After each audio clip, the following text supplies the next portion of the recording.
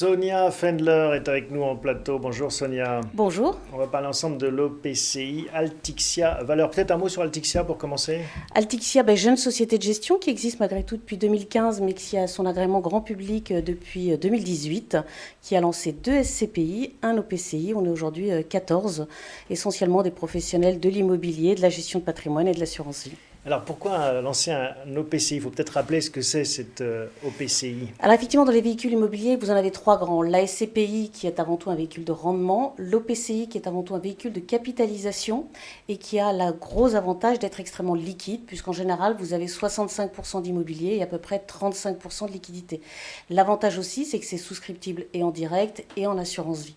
Vous avez au milieu la SCI, qui est un peu un mixte des deux, mais qui n'est pas régulé par l'AMF. Donc on voulait absolument un OPCI, produit grand public, régulé par l'AMF. Et donc cet arbitrage entre capitalisation versus rendement, il faut vraiment l'avoir en tête quand on s'oriente vers l'un ou l'autre. Quand on souscrit, il faut vraiment regarder son objectif patrimonial. Vous voulez avant tout du rendement régulier sur le long terme, c'est vraiment la SCPI qui est le meilleur véhicule.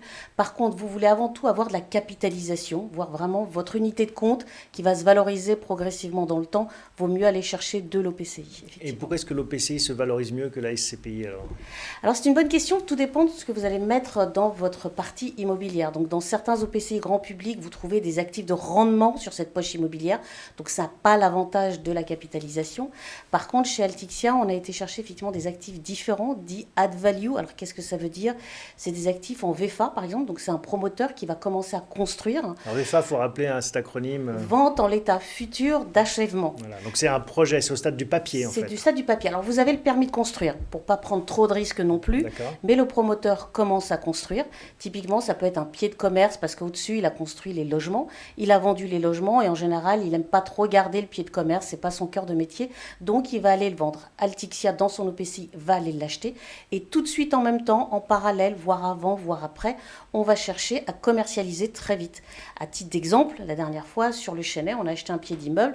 On savait qu'on avait la Vie Claire qui voulait s'installer là. Tout de suite après, on a signé avec la Vie Claire et automatiquement, ça valorise votre actif puisque l'expert immobilier va se dire un actif bientôt construit, il a déjà le locataire. Tout de suite, je lui fais une valorisation plus importante. Donc c'est ça votre échelle, c'est l'échelle de magasins finalement, c'est pas des grands centres commerciaux. Non, il faut rester, nous on reste en tout cas sur les commerces, sur vraiment tout ce qui est le pied d'immeuble, le loisir, le bien-être, les restaurants, la boulangerie, etc.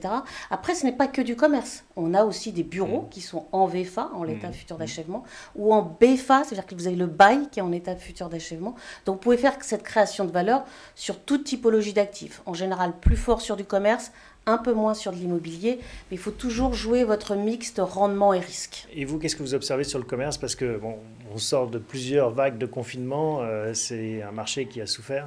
Alors écoutez, qu'a souffert, mais de façon extrêmement courte dans le temps. Et ce qu'on voit aujourd'hui, c'est ce que je disais, c'est que les gens aujourd'hui consomment, mais dans nos restaurants, ils vont manger leur steak à 13h, 14h, 15h, 16h.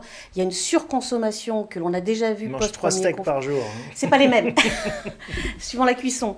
Non, suivant le premier confinement, on avait vu déjà ce regain. On le revoit à nouveau là. Il n'y a pas eu de problème d'impayé de loyer pendant cette période? période? Non, il y a eu des gestes faits effectivement sur certains locataires. D'ailleurs, les petits locataires en général sont les meilleurs payeurs plutôt que les gros locataires. Donc on a fait des gestes, on les a accompagnés. L'enjeu, c'est qu'ils restent. Et aujourd'hui, tous commencent à payer leurs arriérés.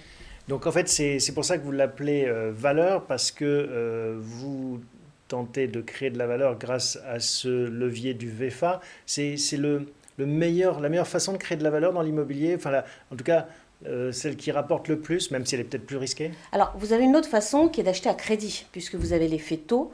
Aujourd'hui, on sait que les taux, même s'il y a eu un petit regain, vont rester bas longtemps.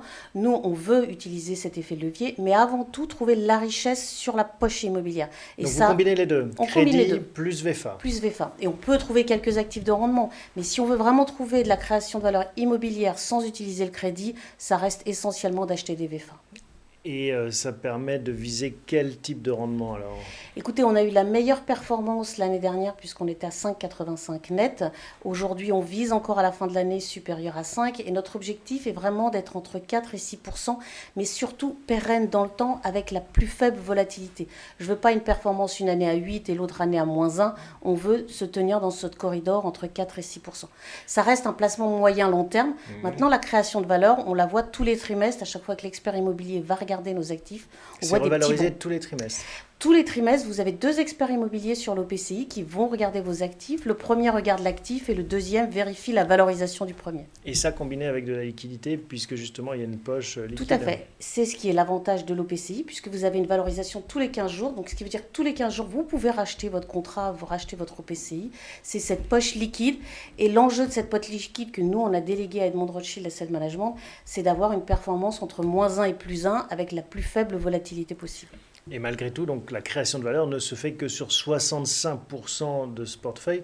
Pourquoi pas imaginer des produits qui seraient investis à 100%? Alors, vous avez les OPPCI qui sont investis à 100%, mais qui pour le coup ne sont pas liquides, donc vous ne les trouvez pas dans l'assurance vie, et c'est des actifs qui sont bloqués. Mais vous faites une poche immobilière à 8-9%, vous avez une poche financière 30% à -1, vous êtes entre votre 4 et 6.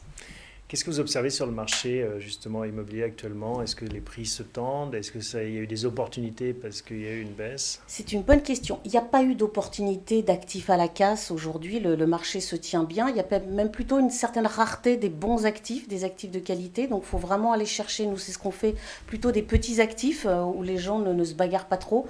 En face de nous, on a plutôt des privés sur lesquels on est en concurrence. Donc plutôt un marché qui se tient très bien. Je pense qu'aujourd'hui, le seul marché qu'on va voir qui va souffrir un petit peu plus, mais à moyen long terme, reste pour moi les bureaux Île-de-France, seconde zone de moindre qualité, dû au télétravail. Mais ça va prendre du temps. Le commerce redémarre très fort. On rappelle donc la date de sortie, hein, c'était 2019, la Octobre date de 2019, création. tout à fait. Combien d'encours à date? Aujourd'hui, on est à 30 millions d'encours. D'accord. Et il y a une limite ou c'est sans limite? Non, c'est sans limite. Mais après, il faut que ça reste manœuvrable. Donc, on a encore le temps. C'est au-delà d'un certain milliard, ça devient plus difficilement manœuvrable.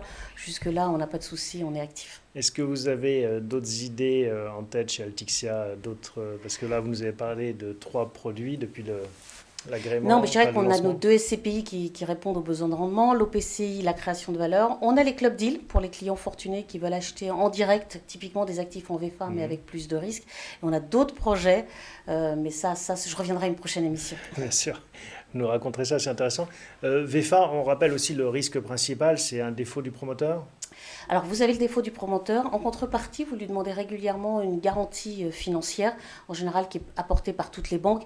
C'est jamais agréable parce que même si vous avez les fonds, il faut retrouver un autre promoteur. Donc, la qualité du promoteur reste importante et souvent, on va utiliser, nous, les grands noms de la place, effectivement, sur le promoteur. Et après, l'enjeu, c'est la commercialisation de vos actifs. Et là, c'est un vrai savoir-faire, on l'a vu pendant la crise.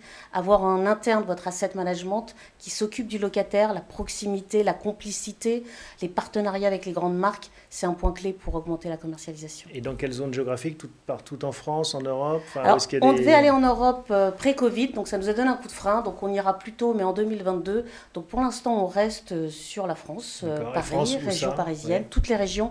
On reste malgré tout sur les grandes métropoles dynamiques, donc ça va être Bordeaux, Aix, Toulouse, Nantes, Rennes. On n'ira pas dans les zones, hélas, où démographiquement c'est un peu compliqué, économiquement ça peut l'être. Et les pays européens que vous avez en ligne On de avait mire? commencé à regarder l'Espagne, le Portugal, pas l'Italie parce que la notion de propriété est un peu compliquée. On est même allé voir dans l'Europe de l'Est et je pense qu'il y aura des opportunités demain. Ce sera peut-être une idée des prochains produits sur l'Europe de l'Est où il y a encore des rendements assez sympathiques. Eh bien, merci Sonia de nous avoir présenté l'OPCI Altixia Valeur. Viendrait en effet nous raconter la suite de l'aventure et voir comment cette stratégie que vous mettez en place porte ses fruits. Merci à vous. À très bientôt. Merci à vous tous de votre fidélité. À très bientôt pour un nouvel épisode de Parlons Placement. Ça sera courant juillet, vers la fin du mois.